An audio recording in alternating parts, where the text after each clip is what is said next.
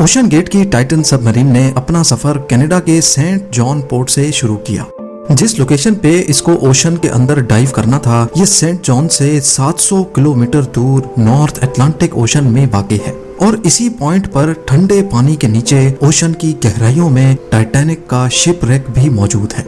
Saturday 17 जून 2023 को ये सफर शुरू किया गया और प्लान के मुताबिक अगले दिन संडे को सुबह 8 बजे टाइटन को पानी में उतारा जाना था। आपको यहाँ बताते चलें कि डाइव से पहले टाइटन में एक मसला नोटिस किया गया था, लेकिन उसके बावजूद भी अपनी जान दांव पर लगाकर इसको ओशन में उतार दिया गया।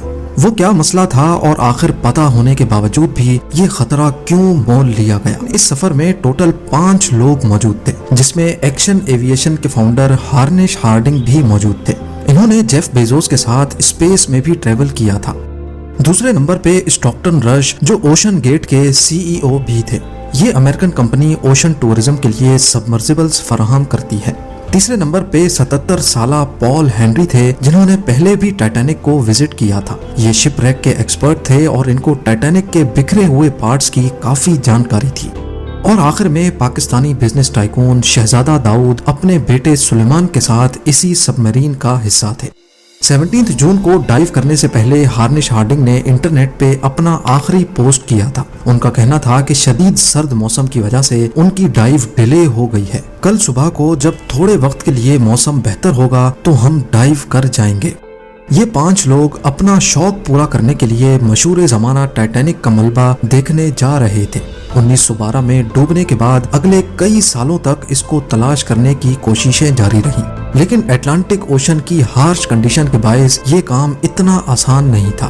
फिर 1985 में जाकर आखिरकार ओशन फ्लोर पे आरएमएस टाइटैनिक का मलबा मिल ही गया। टाइटैनिक अपने पीछे इतने सवालात छोड़कर गई थी कि अब इनके जवाब तलाश करने का वक्त आ चुका था। दर्जनों एक्सपीडिशंस अरेंज किए गए, जिसमें अलग अलग कंट्रीज के एक्सपर्ट्स और रिसर्चर्स ने टाइटैनिक शिपरेक का रुख किया। Canadian film maker James Cameron ने 1995 में टाइटैनिक के मलबे के दर्जनों दौरे किए और फिर 1997 में टाइटैनिक मूवी रिलीज की गई। रही सही कसर टाइटैनिक मूवी की कामयाबी ने पूरी कर दी। इसने इतनी धूम मचाई कि अब टाइटैनिक के मलबे को खुद जाकर देखना करोड़ों लोगों का ख्वाब बन गया। यानी ये काम अब सिर्फ रिसर्च के मकसद तक ही महदूद नहीं, बल्कि शिपरेक साइट पर टूरिस्ट भी जाना शुरू हो गए। कहा जाता है कि ओशन की गहराई तक जाना स्पेस में जाने से भी ज्यादा मुश्किल है और इसकी सबसे बड़ी वजह है पानी का प्रेशर। टाइटैनिक शिपरेक समंदर की सतह से 4000 मीटर यानी 4 किलोमीटर नीचे है। इस गहराई को इमेजिन करना हो तो आप बुर्ज खलीफा को देखें और समझ लें कि टाइटैनिक का मलबा समंदर में करीब 5 टाइम्स बुर्ज खलीफा की हाइट जितना नीचे है।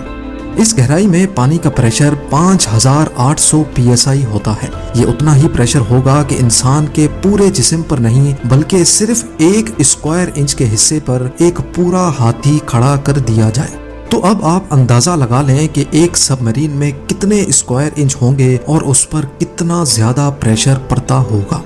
खैर, संडे 18 जून 2023 दोपहर को 12 बजे सबमरीन का सफर स्टार्ट हुआ। नॉर्मली टाइटैनिक तक पहुंचने में 2 घंटे लगते हैं, लेकिन 1 घंटे 45 मिनटों के बाद ही मदरशिप पोलर प्रिंस, जो के ऊपर वेट कर रही थी, उनका सबमरीन से राब्ता टूट गया।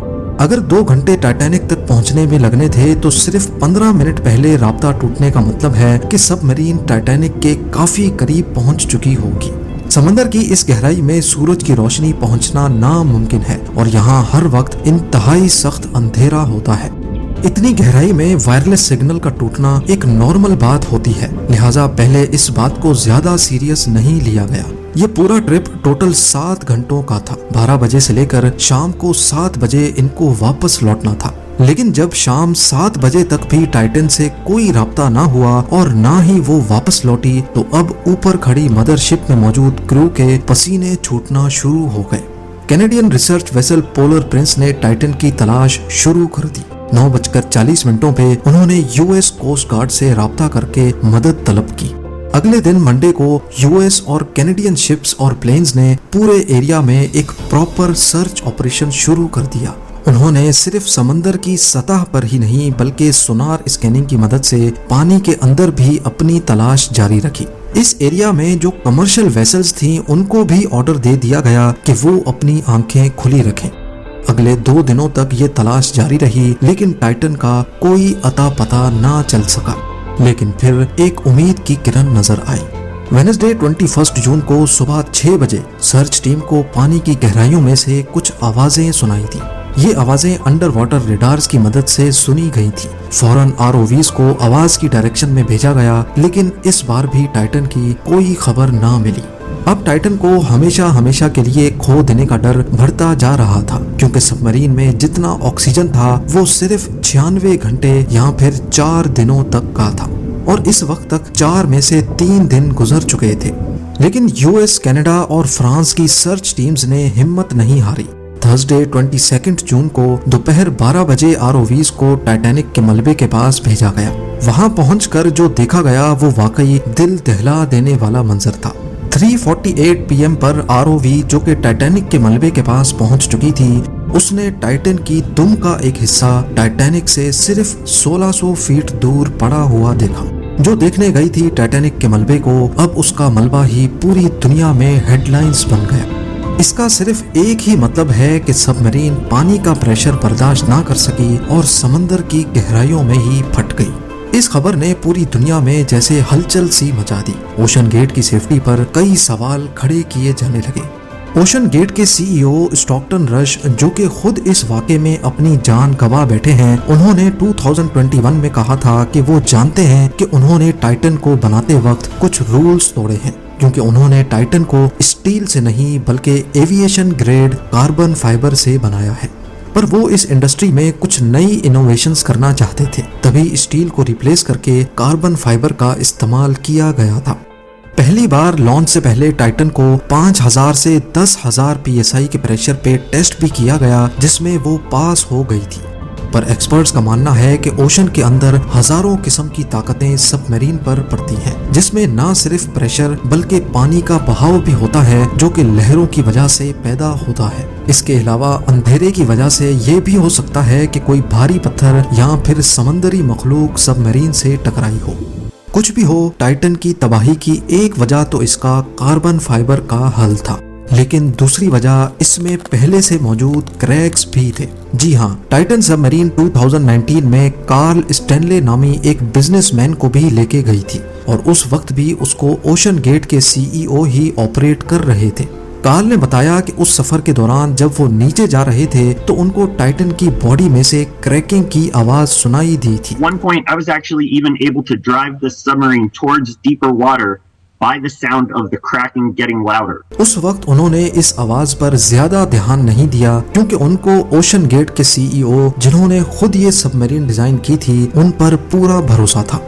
लेकिन इस हादसे के बाद उन्होंने CNN को बताया कि शायद वो आवाज इस बात की वार्निंग थी कि टाइटन की बॉडी पानी का प्रेशर बर्दाश्त नहीं कर पा रही।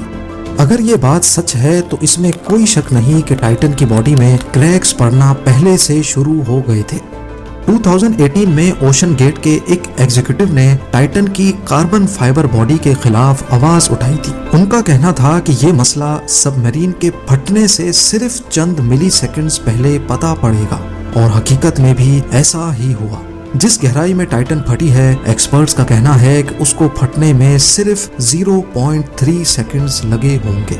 उम्मीद है भी आप लोग भरपूर लाइक और शेयर करेंगे। आप लोगों के प्यार भरे कमेंट्स का बेहद शुक्रिया। मिलते हैं अगली शानदार वीडियो में।